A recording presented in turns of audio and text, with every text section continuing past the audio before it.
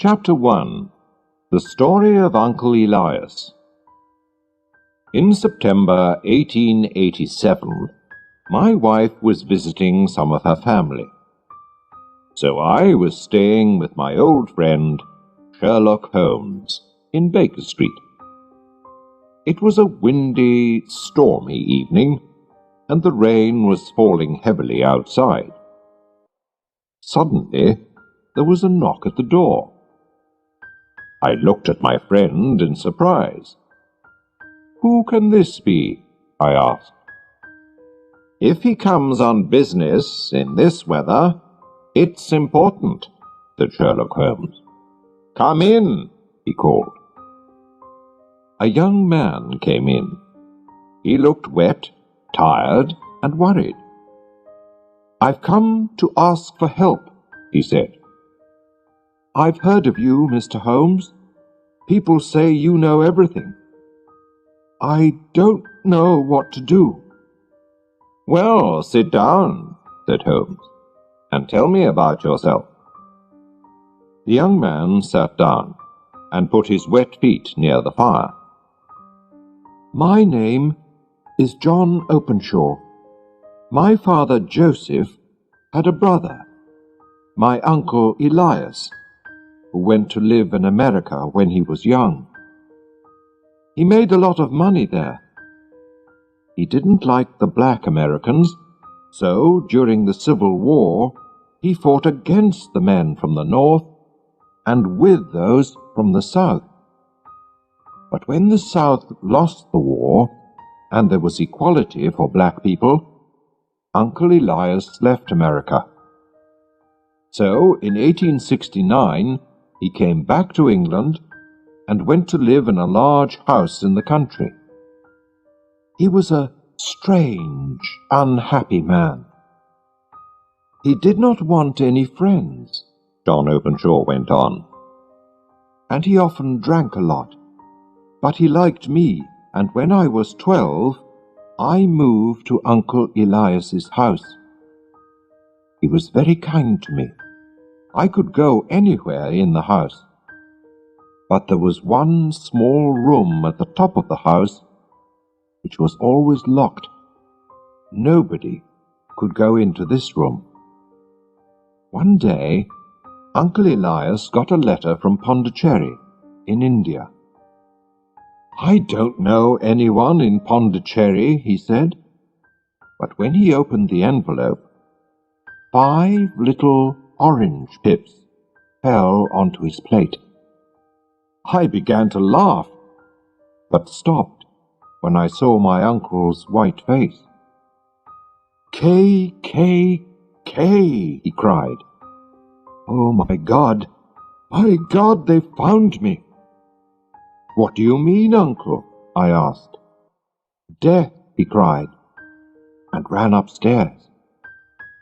I looked at the envelope, which had 3 Ks on the back. There was no letter. Who sent it? And why was my uncle so afraid? Uncle Elias went immediately to the secret room and took out a box which also had 3 Ks on it. He burnt all the papers in the box and said to me, "John, I know that I'm going to die soon. My brother, your father, will have all my money and my house after my death, and you will have it all when he dies. I hope you can enjoy it, but if not, give it to your worst enemy. I'm afraid that my money brings death with it." I didn't understand what he meant, and nothing happened for a few weeks, so I did not feel so worried. But my uncle was very afraid. He stayed in his room most of the time and drank more than before. He always locked all the doors carefully. Then one night he drank very heavily and ran wildly out of the house. In the morning, we found him dead in a river. The police said he killed himself, but I knew he was afraid to die, so I didn't think that was true." Holmes stopped the young man for a minute. "Tell me," he said, "when did your uncle get the letter from India? And when did he die?" "The letter arrived on the 10th of March, 1883, and he died 7 weeks later," answered John Openshaw. "Thank you. Please go on," said Holmes. "After my uncle's death, my father moved into the house. Of course, I asked him to look carefully at the locked room, but we didn't find anything important." Chapter 2. More Pips. "Everything went well until a year later," said John Openshaw.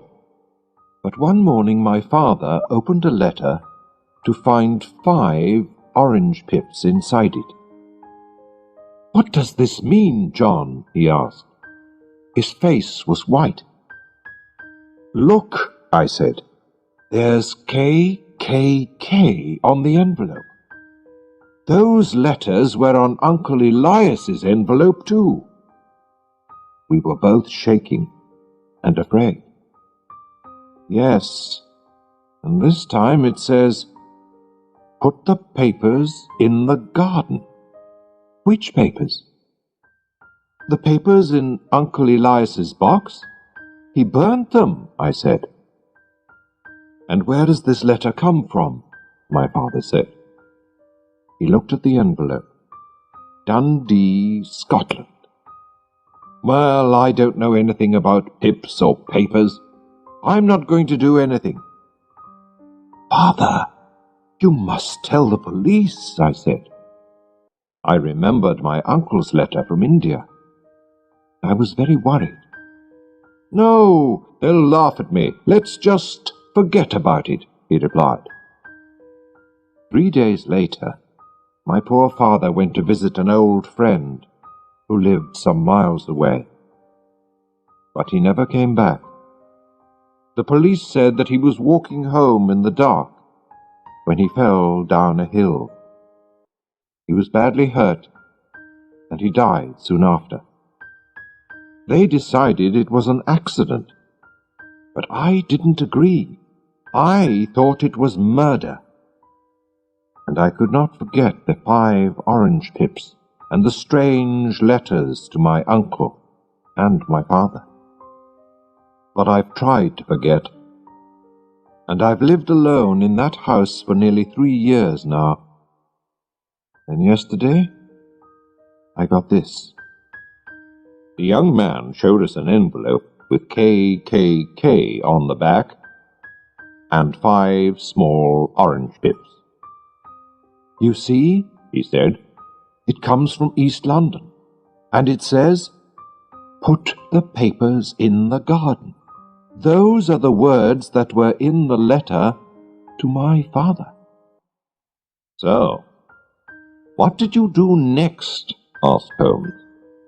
"Nothing," answered Openshaw. He put his head in his hand. "I don't know what to do. I'm afraid." "Nothing?" cried Holmes.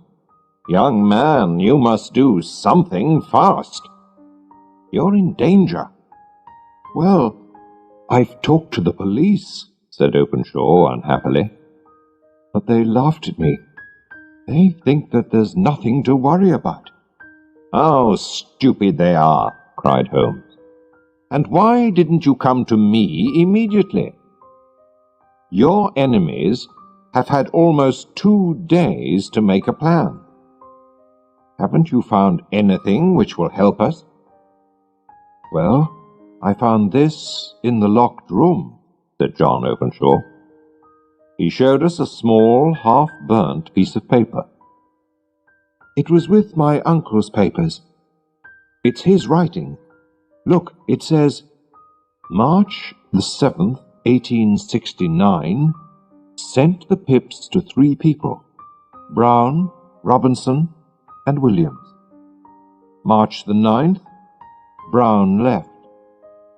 March the 10th, Williams left. March the 12th, visited Robinson and finished business with him.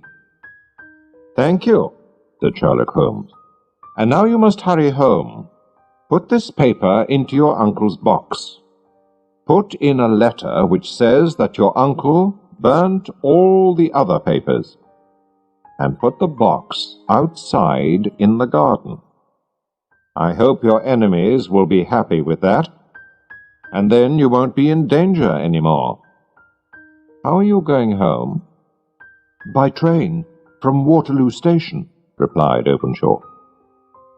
"There'll be a lot of people in the streets, so I think that you'll be all right, but be careful."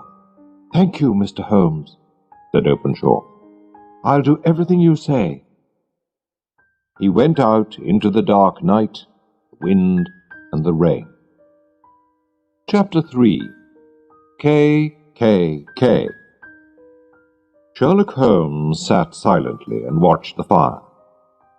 Then he said to me, "John Openshaw is in real danger. Why did his uncle Elias have to leave America? Because he had enemies. When he came back to England, he was afraid. That's why he lived a lonely life and locked all his doors so carefully. Now, where did those letters come from? Did you see?" "The first from Pondicherry in India, the second from Dundee in Scotland, and the third from East London," I answered. "Does that tell you anything?" asked Holmes. "They're all seaports. The writer was on a ship when he wrote the letters," I replied. I was pleased with my answer. "Very good, Watson," said Holmes. "Somebody sent some pips from India and arrived 7 weeks later to kill Uncle Elias. Then he sent some pips from Scotland and arrived 3 days later to kill John's father. You see why I'm worried now? He has sent pips to John from London. John's enemy is in London already." "Good God, Holmes," I cried. "Who is this man?" "More than one man, I think. They belong to the Ku Klux Klan. That explains the KKK. Haven't you ever heard of it? It's a very secret group of Americans from the South. They wanted to stop equality for black people and to kill anyone who didn't agree with them. The police couldn't stop them, but in 1869, Uncle Elias, who belonged to this secret group, suddenly left America with all their papers, and so the group could not go on. Of course, the group wanted to get the papers back. You remember the half-burnt paper? That was Uncle Elias's American diary. While he was working for the KKK, he sent the pips to frighten those 3 men. 2 left the country, but 1 didn't. So the KKK finished business with him. Or killed him. The KKK always worked like that." "Well, I hope they won't kill young Openshaw," I said. Chapter 4. The Last Deaths. But they did. The next morning we read in the newspaper that John Openshaw was dead. A policeman found him in the river near Waterloo Station. The police said it was an accident, but Holmes was very angry about it. "He came to me for help, and those men murdered him. I'm going to find them if it's the last thing I do," he said to me. and he hurried out of the house. In the evening, when he came back to Baker Street, he was tired, but pleased. "Watson," he said, "I know the names of Openshaw's enemies, and now I'm going to send them a surprise. This will frighten them." He took 5 pips from an orange and put them in an envelope. On it he wrote S.H. for J.C. "I'm sending the pips not from the KKK, but from me, Sherlock Holmes, to Captain James Cahoon. His ship is called the Star. He and his men are sailing back to Georgia, USA, now." "How did you find him, Holmes?" I asked. "Ship's papers," he said. "I've looked at hundreds of them today. Only one ship, the Star, was in the 3 ports at the right times, and this morning the Star left London to sail back to Georgia. I found out that the captain and 2 of his men, all Americans, weren't on the ship last night. So I'm sure they killed poor John Openshaw. When they arrive in America, they'll get the pips, and then the police will catch them." Sherlock Holmes is a very clever detective, but he can do nothing about the weather. The winter storms at sea that year were worse than ever, and so the Star never arrived in Georgia, and nobody saw the captain or his men again. The murderers of John Openshaw did not get the pips, but in the end, death came to them.